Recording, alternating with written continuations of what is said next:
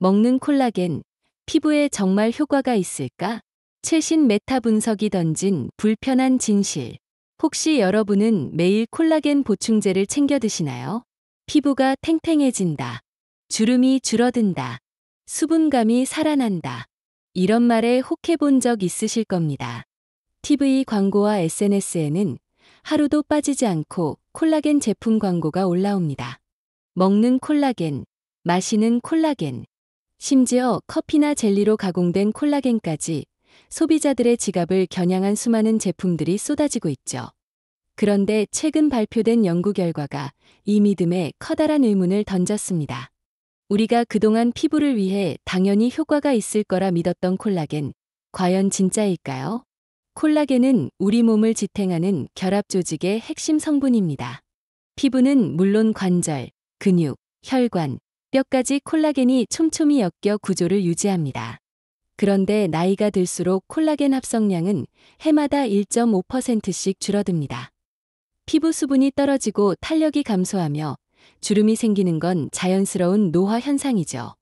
이 빈틈을 채우겠다며 2010년대 초반부터 먹는 콜라겐이 붐을 일으켰습니다.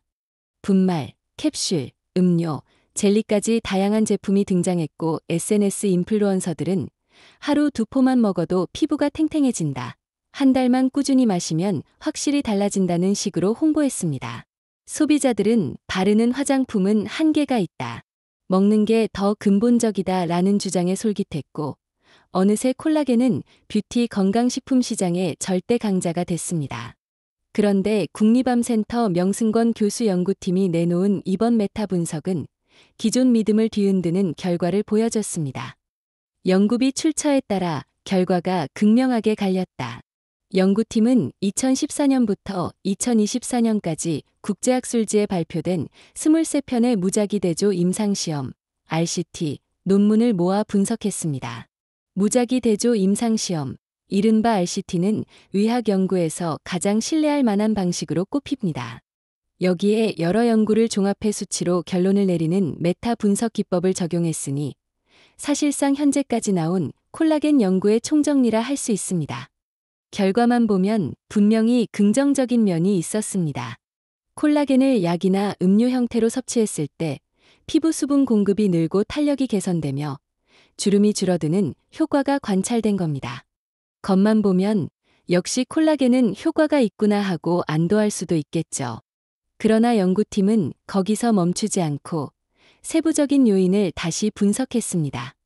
바로 연구비 출처와 연구의 질적 수준이었습니다. 놀라운 사실은 연구비 출처에 따라 결과가 극명하게 갈렸다는 겁니다.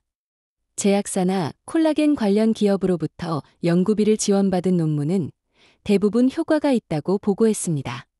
반면 독립적으로 진행돼 제약사 돈을 받지 않은 연구들은 효과를 관찰하지 못했습니다. 다시 말에 의해 관계가 개입된 연구일수록 긍정적인 결과가 나왔다는 겁니다. 저질 연구에서만 효과가 나타났다. 연구의 질적 수준에 따른 결과도 마찬가지였습니다. 연구 대상자가 적고 실험 설계가 허술한 저질 연구에서는 피부 탄력 개선이나 주름 감소 같은 효과가 보고됐습니다. 하지만 대상자가 많고 엄격한 기준을 충족한 고질 연구에서는 피부 수분, 탄력, 주름 개선 어느 것에서도 의미 있는 차이가 발견되지 않았습니다. 이쯤 되면 우리가 흔히 광고에서 접하는 임상시험으로 입증된 효과라는 문구가 얼마나 믿을 만한지 다시 생각하게 만듭니다. 여기서 중요한 과학적 의문이 제기됩니다. 먹는 콜라겐이 정말 피부에 직접 작용할 수 있을까? 사실 콜라겐은 분자량이 큰 단백질입니다. 위와 장에서 소화되는 과정에서 결국 잘게 잘린 아미노산으로 분해됩니다. 체내에 흡수된 아미노산이 다시 콜라겐으로 합성돼 피부 진피층에 도달한다는 기전은 아직 명확히 입증되지 않았습니다. 저분자 콜라겐이라 흡수가 잘 된다는 마케팅 문구가 넘쳐나지만 과학적으로는 확실한 증거가 부족합니다. 이번 메타 분석에 포함된 연구는 대부분 한국, 일본, 중국 등 동아시아에서 진행됐습니다. 연구 대상자 수는 적게는 16명에서 많아야 120명, 총합 1474명에 불과했습니다. 현대의학에서 수천, 수만 명이 참여하는 대규모 임상시험과 비교하면 턱없이 부족한 수치입니다. 표본이 적을수록 우연이나 특정 집단 특성이 결과에 큰 영향을 줄 수 있습니다.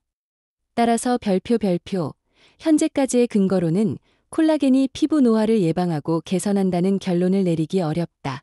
별표는 것이 연구팀의 최종 평가였습니다. 과학적 근거 vs 화려한 광고.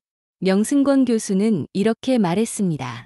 콜라겐은 세포를 이루는 중요한 성분이지만 먹는 보충제가 피부에 직접 효과가 있다는 임상적 근거는 아직 불충분합니다. 특히 제약사 지원을 받은 연구일수록 효과가 있는 것처럼 보였고, 질적 수준이 높은 연구일수록 효과가 없었습니다. 앞으로는 이해관계가 없는 독립연구, 수천 명이 참여하는 대규모 임상, 그리고 콜라겐이 실제로 피부에 작용하는 생물학적 기전이 명확히 밝혀져야 합니다. 이제 소비자의 선택이 남았습니다. 우리는 여전히 콜라겐을 먹으면 피부가 좋아진다는 광고에 노출되고 실제로 주변에서 효과를 본 것 같다는 체험담도 듣습니다. 하지만 과학은 개인의 경험을 넘어 수많은 데이터를 종합해 결론을 내립니다. 이번 연구가 보여준 건 바로 불편한 진실입니다.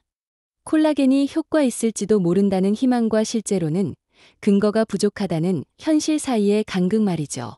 결론적으로 피부 건강을 지키는 가장 확실한 방법은 여전히 기본에 있습니다. 균형 잡힌 식단, 충분한 수분 섭취, 자외선 차단, 규칙적인 운동과 수면. 이런 생활 습관이야말로 과학적으로 입증된 피부 노화 예방책입니다. 혹시 콜라겐에 의존하고 계셨다면 이제는 냉정하게 따져볼 때입니다. 화려한 광고가 아니라 데이터가 말하는 과학적 근거를 믿어야 할 때죠.